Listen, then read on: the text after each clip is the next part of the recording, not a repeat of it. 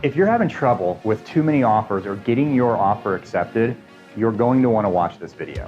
Hi, this is Tim Ray with another episode of Surviving Real Estate.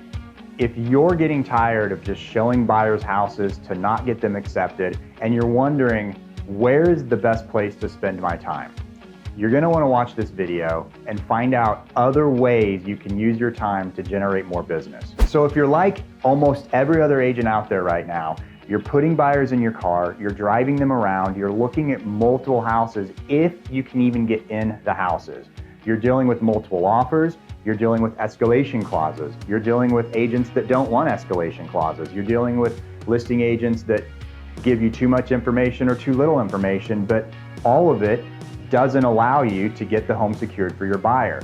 So why aren't we looking for more sellers? We're going to talk about a few different ways that you can find more business to feed your pipeline, at the same time adding inventory to the market. So this market has caused us to have to focus our attention in different directions to stay in business. And one of the things we're going to talk about is for sale by owners. I don't just mean the for sale by owner that's on Zillow or the for sale by owner sign in the yard. There's lots of other sellers. Some know they're for sale, some don't even know that they want to be for sale. Have you ever wondered, how are all of these investors and wholesalers getting all of this property? First thing, we never really see it hit the market. We just know by looking at their social media feed that they're buying properties, fixing them up, reselling them, renting them, or whatever. Well, where are they getting them? Well, the truth is that most of these investors are putting their marketing efforts and their marketing dollars to finding people that are most likely to move or most likely to sell. So the first place that you want to look at to create inventory or listings is absentee owners. And absentee owners could be vacant homes, they could be something that was inherited and the child lives out of state. There's sources for getting absentee owner lists so that you can contact them. Absentee owners are, in most cases, landlords or just vacant property owners. And they may or may not be interested in selling right now, but the reason they're being targeted is because in the whole group of sellers, these are sellers that are, in most cases, willing to take an offer if the price is right. And because they're landlords, there's really not the amount of emotional involvement in the property that an occupant may have. It's purely a business decision. If the price is right, they're gonna sell the house. So a second source, and one that I've used for many, many years, is NODs, or notices of default. And especially right now, inside of COVID-19 and what we're experiencing, there is gonna be a lot more notices of default. And just to say what that means is, if you don't make your payment for a period of time, the bank puts you in default. Then that becomes public record to some degree.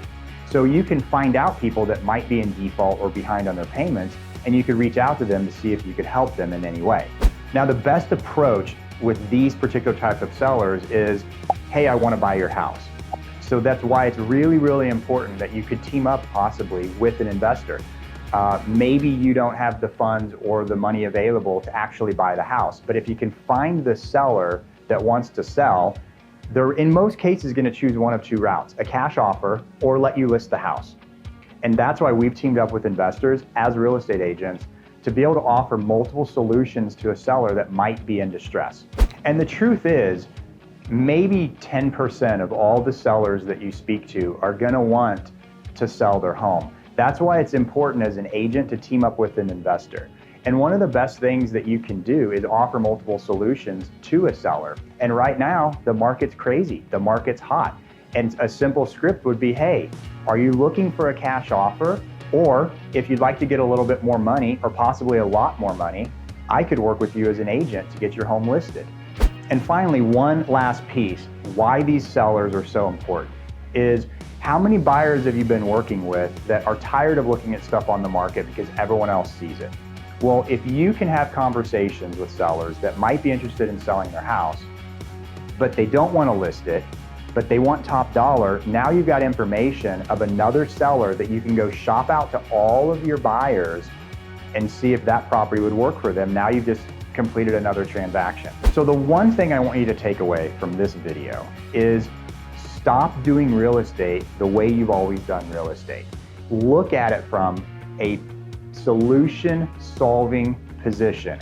If you reach out to people and you have a solution for them, you will help them with what they need, and as a result, you will sell more houses with more transactions. But here's the point in this. It's just not the traditional way of thinking and the traditional way that we've always gone about business. I've been through many recessions now in the real estate business, and so I've been forced to learn how to do things differently to stay in business and stay afloat. And about 8 years ago, when we were pushing and moving a lot of default business, a lot of foreclosures, we had to rethink the business. I remember back in 2005 and 2006 and 2007, when short sales were a big deal. No agents wanted to do short sales. The people that thrived in that business, that were able to touch the amount of lives and help the amount of people they were the ones that were willing to think differently and do things untraditional and unconventional in real estate. Thanks for watching this video, and just remember, the agents that survive in this business are the ones that adapt with the market and roll with the punches. This is Tim Ray, and thanks for watching another episode of Surviving Real Estate.